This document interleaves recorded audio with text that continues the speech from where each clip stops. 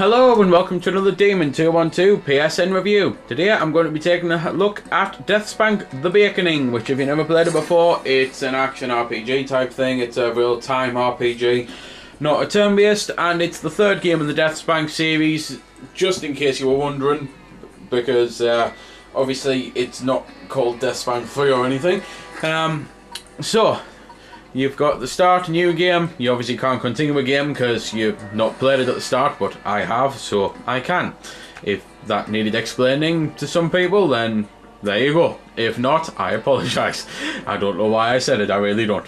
Anyway, how to play, settings, controls and that for the options. Settings, you can choose your video and your sound settings, and that's pretty much it.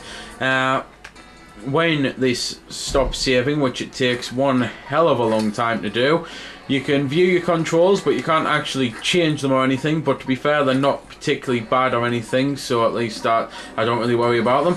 It is a little annoying though that the game's actually got less features than the last two. So anyway, let's jump into the actual gameplay. So, if you've never played a DeathSpank game before, the whole point is it's an RPG. You go around solving quests, kicking the crap out of enemies using projectile weapons, melee weapons. You get bonuses for swapping weapons in between kills.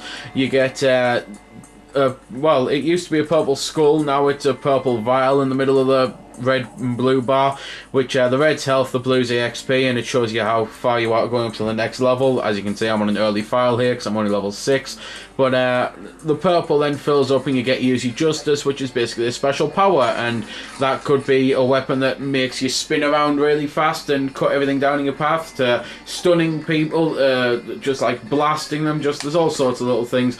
You can get grenades, you can get potions which heal you, potions which make you more defensible, you know, make you faster, things like that. Quest wise, there's a ton on the game. It's upwards of 100, I believe, same as pretty much the other DeathSpanks. There's nothing that I can't really say that hasn't been said before. Hero cards, I can mention that they've finally changed them a little bit, so you can now actually increase your sidekick. So as you can see there, I've got my sidekick. Does 10% more damage, and he has 15% more health, which is a hell of a lot better than not being able to level him up at all and him sit there throughout the entire game. Well, pretty weak, I suppose, and he was always good in certain places with certain powers, but it was a little annoying that DeathSpank got all this kit that you could do, like new shoulder pads, new leg boots, even not legs, new chest pieces, new helmets, as well as new swords and blasters and things like that with the last game, and your sidekick got bugger all. Right then, so on the equipment screen you can probably notice you've got like your health, your melee damage, your range damage, that all goes up as you level up. You can get some zany costumes again. There's even one of a Tusken Raider on this, which is quite cool.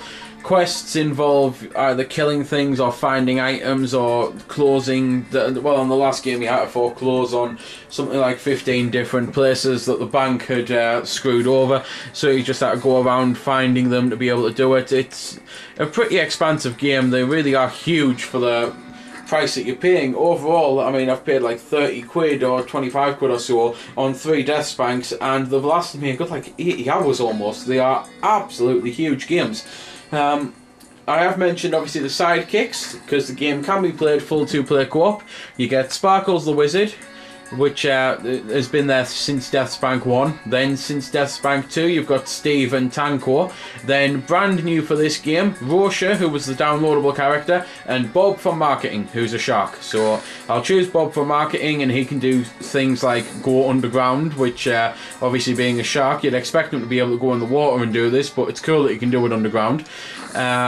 You can eat people with you get big jaws. You can use lasers, which I'm sure is an homage to Austin Powers and sharks with frickin' laser beams on their frickin' heads, because the game is just full of humour. I mean, as I've already said, it's got a Tusken Raider outfit on it. It's just zaniness all the way through. I've on the last game counted about 7 or 8 quotes directly from Monty Python, which is quite cool. And you can also use a swordfish, just going back to the shark. Let's just drop out though with the shark so I can show off Rosha, who is, as I say, the DLC character, and she's like a 70s disco queen type. I don't really know how to class her, really, just I suppose a 70s woman, really. Anyway, so apologies for the mind block, but I think I have now got it. It will be Disco Diva. You do have to remember I wasn't even born in the 70s, so I really don't know much 70s terminology, but Disco Diva is the type of thing I was thinking of, especially because she's got a disco ball attack. So that comes out and zaps enemies for you. You can heal your friend by shooting him. You can then fire a regular gun to attack people, and you can pistol whip. So she's actually really good. The two characters new to this are better than the last two. I liked Tanko, but I never played as him because I was always player one and I was DeathSpank.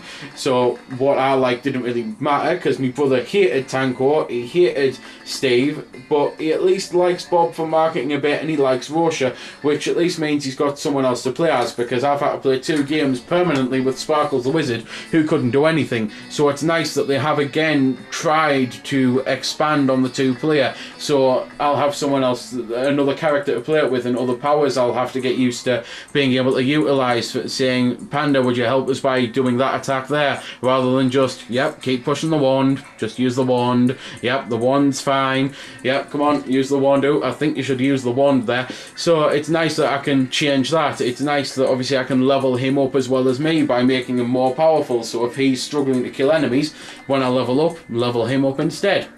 So that's pretty much all I can say about the game. If you played the first 2 and you loved them and you want more, you'll love this. I am going to kind of now slate someone for mentioning that this game is so much like the others that they're sick of it, and it did annoy me. It really did, especially because I then seen someone else with Dead Rising 2 off the record say, you've probably had enough of it by now, and that quote has been used for both games on this site, and it really does annoy me that games like DeathSpank and Dead Rising, little small fries, and DeathSpank, especially a small fry from a small name Dev Hothead, gets slated like that, saying, oh, well, we're kind of sick of it. Yet Call of Duty 2011 edition most likely will get really high scores, and no one's going to have been sick of that, even though it's the same game every year but with a slight update. Same as the FIFA series, same as the NFL series, same as the NHL series. I absolutely love hockey, but I have not bought the last 3 NHL games because I can't be bothered with it. The last one I played was, I think, 2010, and that was because Panda bought it.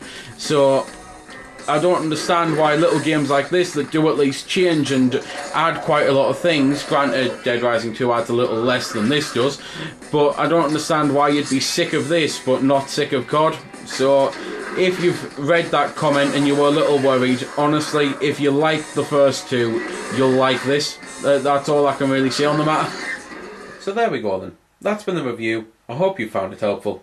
I don't score the games because that's based purely on opinion, so instead I'll leave you to make your own mind up. So thanks for watching, and if you've got any questions about the game that I didn't answer in the vid or that hasn't been answered in the comments, then feel free to ask and I'll help if I can. Also, if you did find it helpful, don't forget to check out my channel because there's plenty more like this up there, and don't forget to subscribe because there'll be plenty more to come as well. So until next time, this has been Demon212, signing off.